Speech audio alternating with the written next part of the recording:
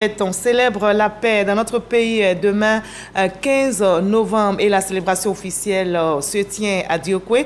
Le gouvernement, à travers le ministre de la Réconciliation et de la Cohésion nationale, pose aussi des actions sociales. Tenez, le ministre Kwadwo Konan Bertin a inauguré un point d'eau à la mosquée Meïté et en plus de cela, des actions sociales au groupe scolaire de Diokwe Carrefour ont été posées. La pose de la première pierre, c'est avec nos reporters Suleiman Donisongui et Eve Bouy. La mosquée Meïté du quartier Kokoman de Diokwe dispose désormais de son point d'eau. Une action visant à l'amélioration des conditions de vie des bénéficiaires.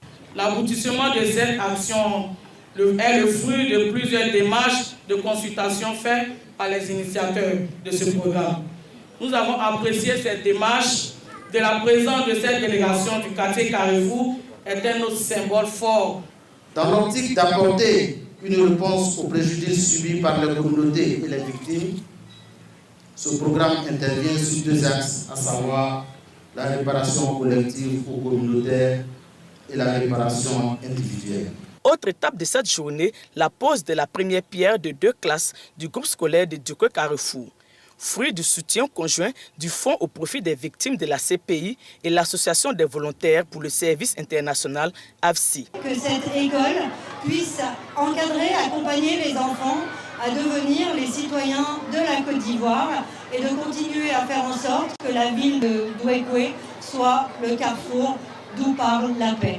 Saluant ce acte, le ministre Kwadwo Konan Bertin sème les graines de l'espoir.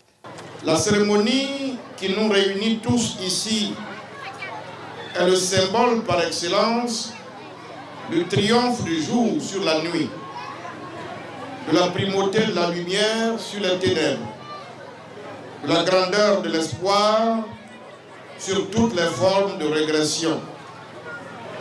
Imbibé de la vision du président de la République, celle d'une Côte d'Ivoire solidaire.